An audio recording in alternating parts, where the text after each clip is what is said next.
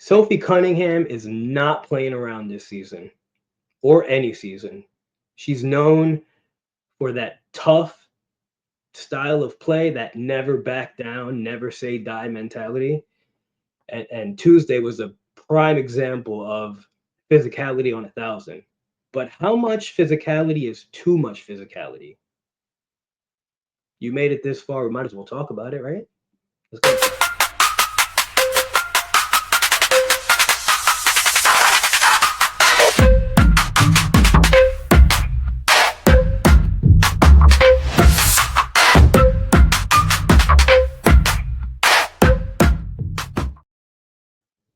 Episode one, and no better place to start than with what just happened on Tuesday night with the Indiana Fever, Sophie Cunningham, JC Sheldon, Marina Mabry, Caitlin Clark, that whole craziness that ensued over there. First things first, appreciate you guys for being here. Thank you so much. We're gonna talk. We're gonna dive into all the things that happen in the WNBA. We're gonna get after it all. We're gonna create good conversation. But let's dive right in. Sophie Cunningham, my God. If anybody followed her at Missouri, you're well aware that she has never been one to back down. She's going to take it to you. She's going to play tough. She's going to do all the things, all the little things that, and the big things that are going to put her team in positions to compete, in positions to win. She's gotten into it a little bit with quite a few players over the past few years. She's developed quite the reputation for being a really tough, hard-nosed defender, a tough player. I think a lot of that has to do with, you know, Diana Taurasi and learning from her in Phoenix. I think she's developed this, you know, mentality that she's not taking it from anybody. And we all know Diana Taurasi didn't take it from anyone over her career. I mean, not even Doors.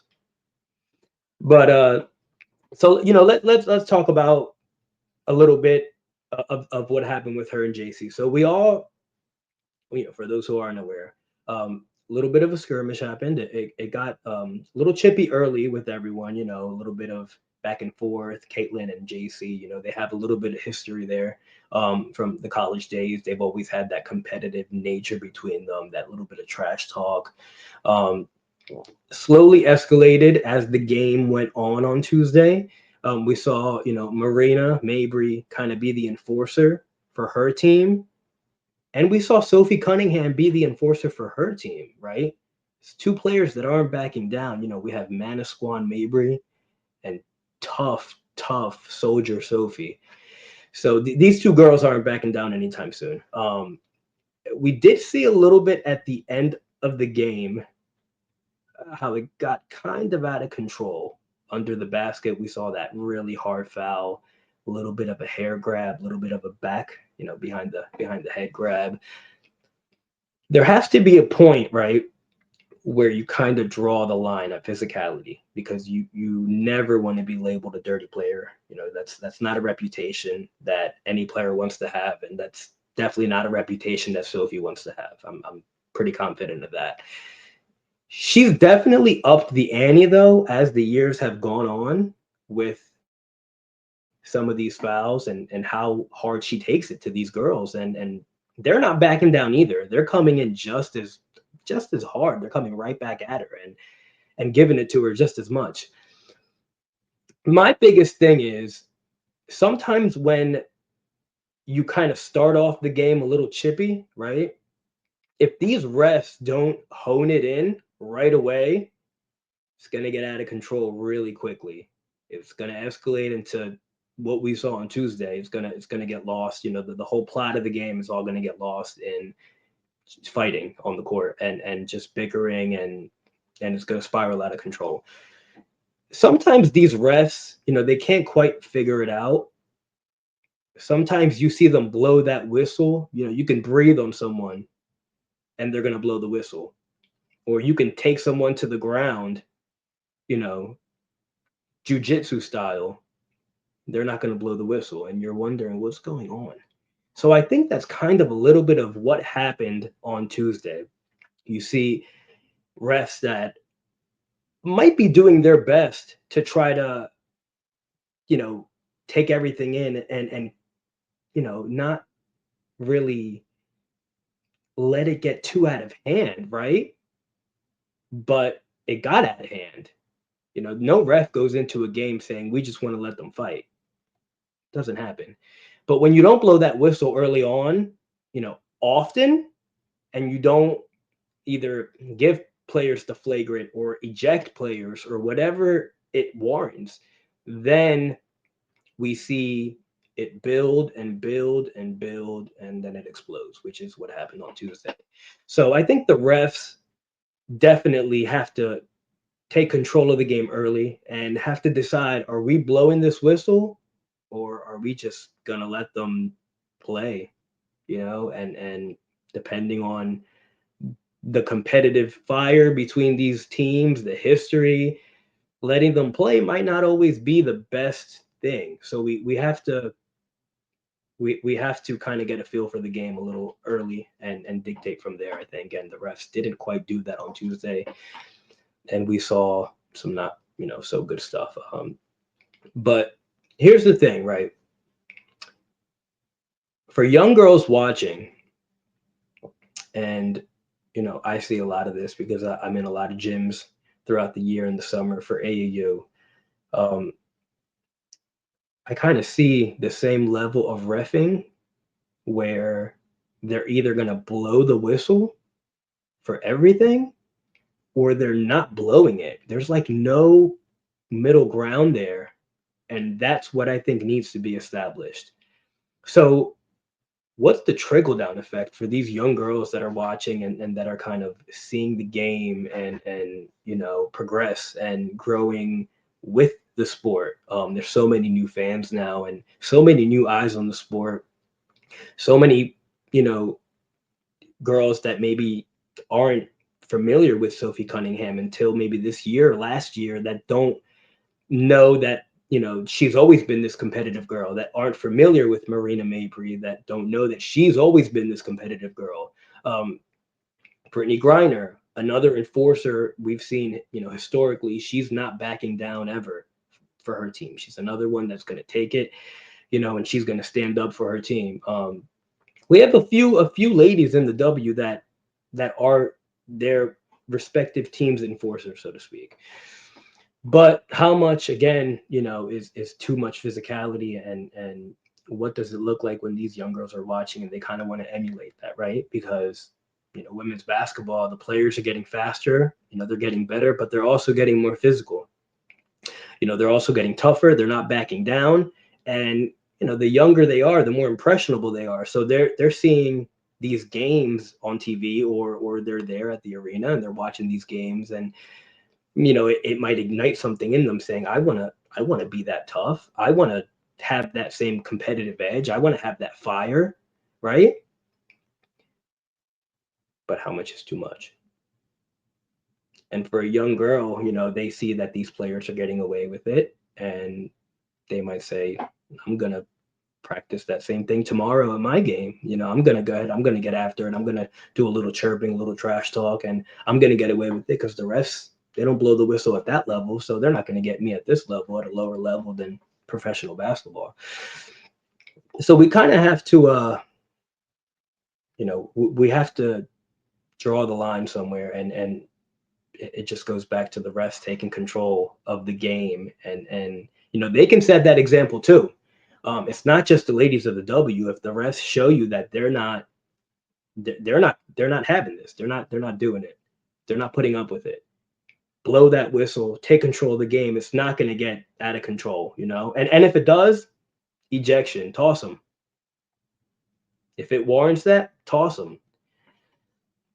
You got to set the example for these young girls, and you know the physicality is not just in the W. It's definitely at the high school level. It's definitely at the AAU level. I see it all the time. They're getting tougher. Um, the trash talking is more. Um, Sometimes maybe the refs progressing with the sport. I think there's a lot of work that has to be done there on all ends, I guess. Really, it's got to start somewhere, right? It's got to start somewhere. So we got to take control of the game early on and make the appropriate calls, because if you don't, we see what happens. It can definitely get a little testy. You never want the public to paint this picture of you that you are this dirty player. And I've heard that word tossed around a lot, you know, lately, more than ever before, really.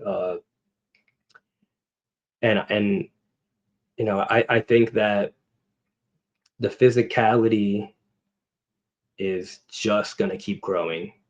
They're just gonna get tougher.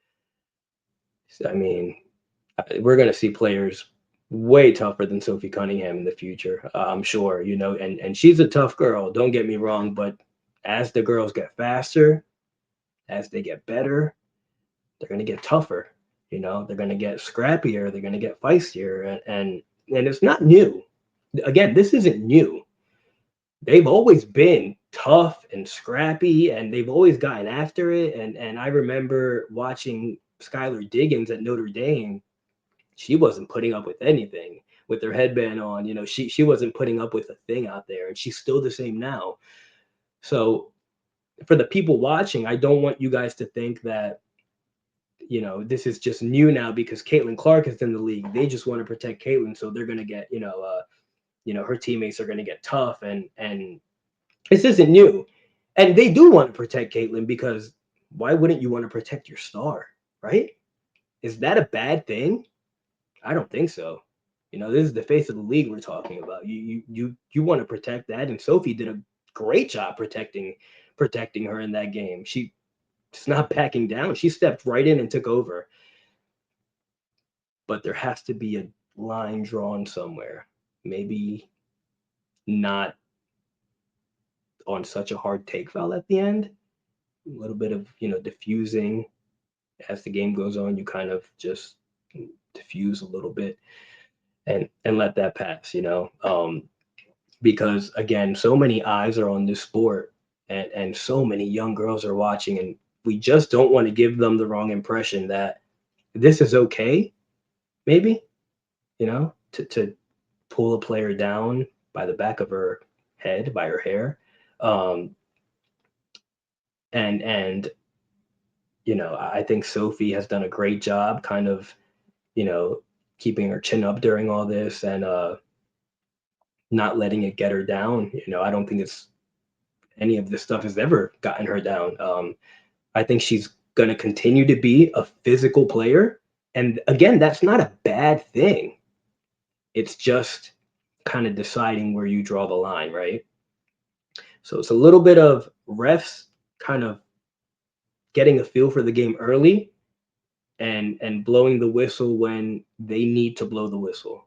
If you see it getting a little chippy early, you take the appropriate steps to kind of diffuse early on, because we don't want it to build and blow up, and then we get to the end of the game and then this happens, and then it's all over the news for all the wrong reasons, maybe. That trickle down effect is important.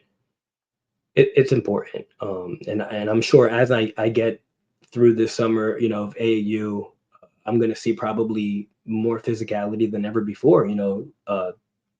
It's not going to stop.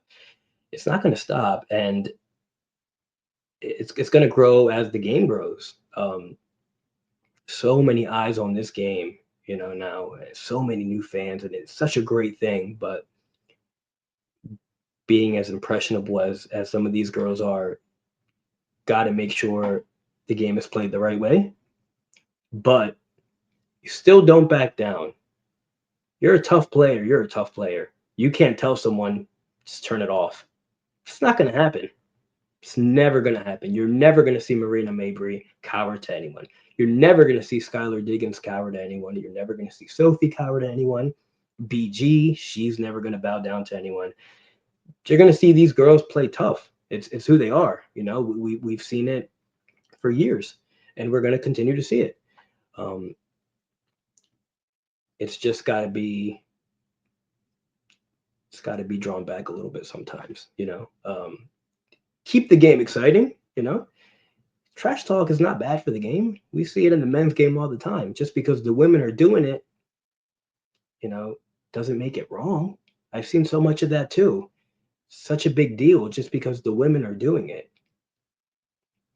They've always done it. They're gonna continue to do it. It's part of sports. It's part of every sport. Is there a sport where there's no trash talking? I don't know. But if the refs can control that trash talking early on and not let it escalate, we're in business. We're fine.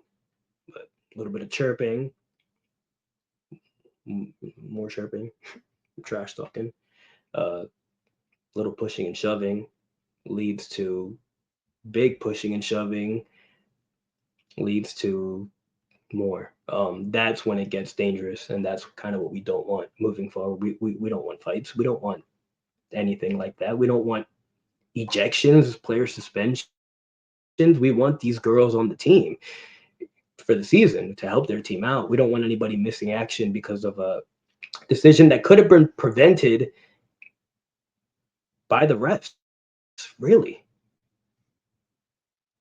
Listen, I'm sure this isn't going to be the first and last time we talk about physicality in the WNBA at the AAU level.